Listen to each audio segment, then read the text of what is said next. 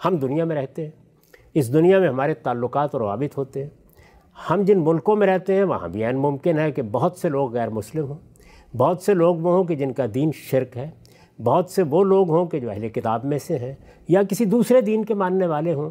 اس میں ہوتا کیا ہے؟ ایک تو عمومی تعلقات ہیں، آپ کسی مجلس میں ہیں، ملنے کے لیے گئے ہیں، آپ شادی بیاہ میں شریک ہوئے ہیں، آپ تقریبات میں ان کے ساتھ بیٹھے ہیں، یہ عمومی تعلقات ہیں. کوئی شخص دنیا سے رخصت ہو گیا ہے، دنیا سے رخصت ہو گیا ہے تو اس کے بارے میں اب کیا ہے؟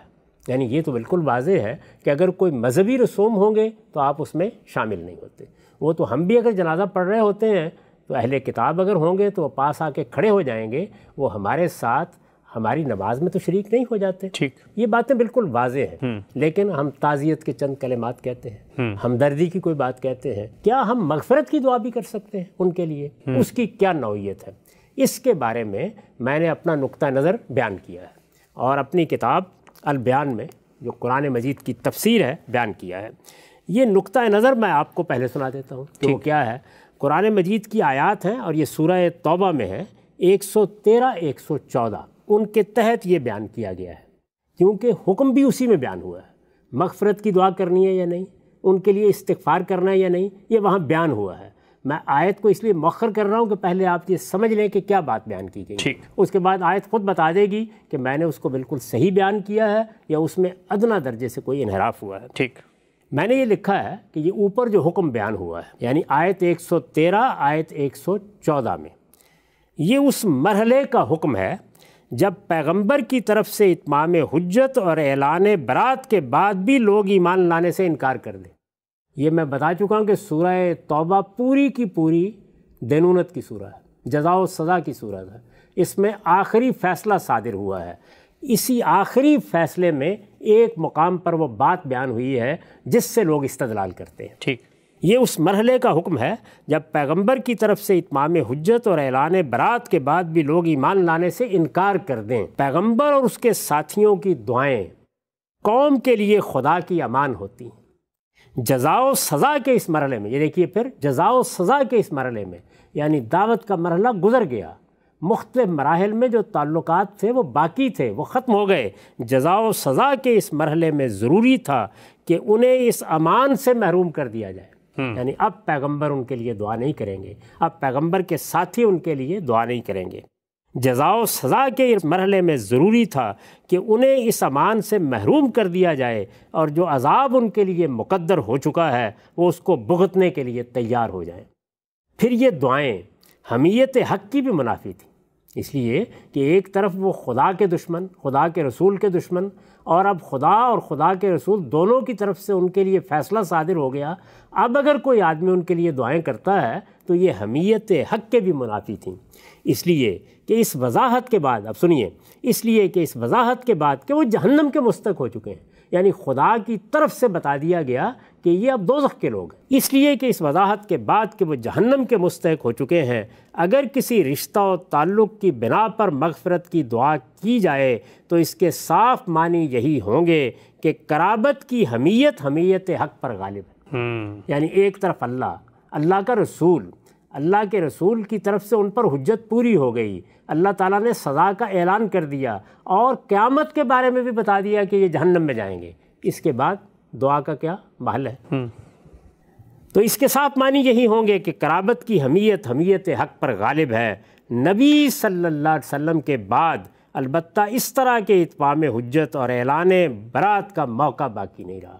یہی ہے وہ بات جو ہم نے ان سب نشستوں میں بیان کی ہے کہ اب اس کے بعد نہ اس طرح اتمام حجت کوئی کر سکے گا، نہ اس طرح کا برات کا موقع آئے گا. اب ہمارا تعلق کیا ہے؟ دعوت کا.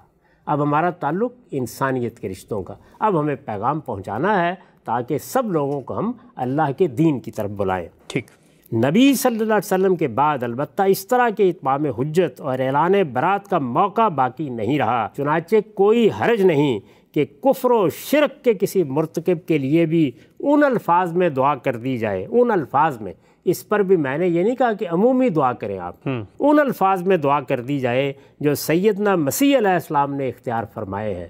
سیدنا مسیح علیہ السلام کا مکالمہ نقل ہوا ہے سورہ مائدہ میں.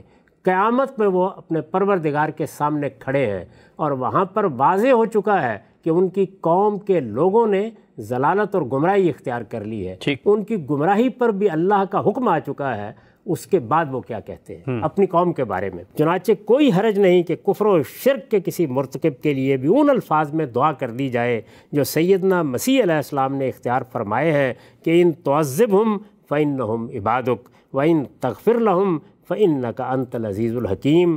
آپ انہیں سزا دیں، پروردگار آپ انہیں سزا دیں تو وہ آپ کے بندے ہیں، اور اگر معاف کر دیں تو آپ زبردست ہیں، بڑی حکمت۔ سبحان اللہ۔ یہ میرا موقف ہے، یہ میں نے بیان کیا ہے۔ یعنی یہ جو سوال ہے کہ کیا ہم مغفرت کی دعا کر سکتے ہیں، یہ پوری بات ہے جو میں نے کہی ہے۔ ٹھیک۔ اور یہاں یہ بتایا ہے کہ قرآن مجید میں اس کا جو حکم سورہ توبہ میں بیان ہوا ہے وہ کس محل میں ہے، کس موقع پر ہے۔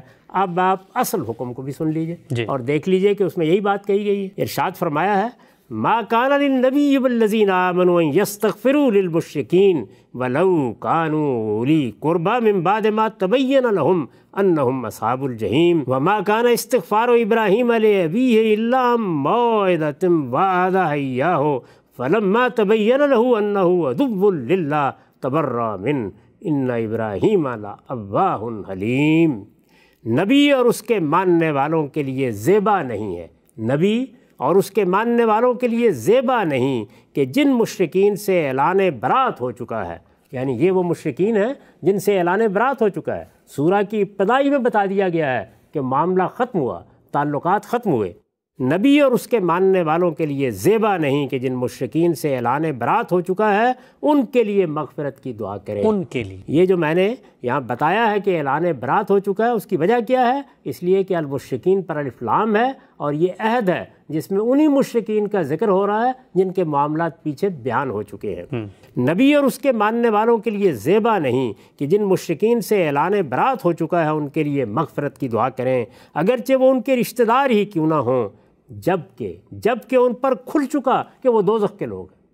یعنی یہاں جو اب معاملہ ہے اس میں تو ہم نہیں جانتے کسی کا انجام کیا ہوگا، وہاں اللہ تعالیٰ نے بتا دیا ہے کہ یہ دوزخ کے لوگ ہیں۔ ابراہیم نے تو اپنے باپ کے لیے صرف اس وعدے کے سبب سے مغفرت مانگی تھی۔ یاد ہوگا سورہ ممتحنہ میں بھی سیدنا ابراہیم ہی کا حوالہ دیا ہے، اور یہاں پر بھی انہی کا حوالہ دے کے بات سمجھائی ہے۔ ابراہیم نے تو اپنے باپ کے لیے صرف اس وعدے کے سبب سے مغفرت مانگی تھی جو اس نے اپنے باپ سے کر لیا تھا، مگر جب اس پر واضح ہو گیا، جب ابراہیم پر واضح ہو گیا کہ وہ یعنی اس کا باپ خدا کا دشمن ہے تو وہ اس سے بے تعلق ہو گیا۔